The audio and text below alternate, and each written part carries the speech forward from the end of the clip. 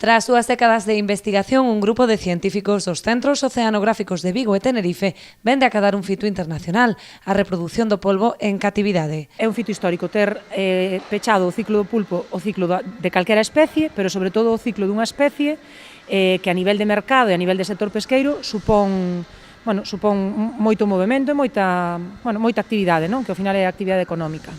As novas técnicas de cultivo e alimentación empregadas permitiron mellorar a supervivencia e crecemento das larvas cunha metodoloxía máis rendible. Era o paso que faltaba para completar o ciclo biolóxico da especie, posto que o engorde dos exemplares xuvenis e adultos leva xa anos en práctica con exemplares capturados no mar.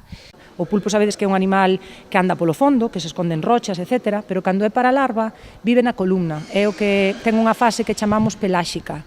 Nesa fase, a alimentación que se estaba facendo e a alimentación que o pulpo como especie demanda era o problema que os investigadores estaban encontrando e que non éramos capaces de superar. É dicir, que nesa fase era onde había maior mortandade, que foi o que nunca permitiu que se pechase o ciclo.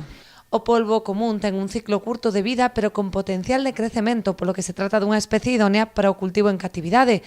O seu interese comercial cun notable incremento da demanda nos últimos anos, así como a escaseza de recursos que veu lastrando as últimas campañas, motivaron o incremento das investigacións científicas para o seu cultivo. A población de pulpo en Galicia é unha población que para nada está ao borde da extinción, nin moito menos, pero é unha población que está reducida. Non temos tantísimo polvo como para dar abasto á cantidade de demanda que hai no mercado, de feiras, de festas gastronómicas, etc.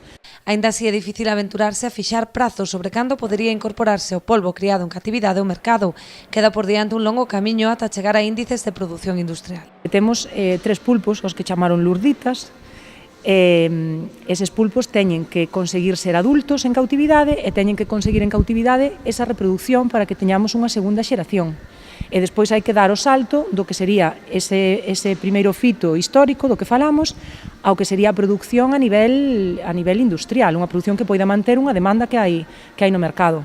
Polo momento, o Instituto Español de Oceanografía e Nova Pescanova veñen de firmar un contrato polo que a empresa conta cunha opción preferente de licenza de patente para a súa explotación comercial.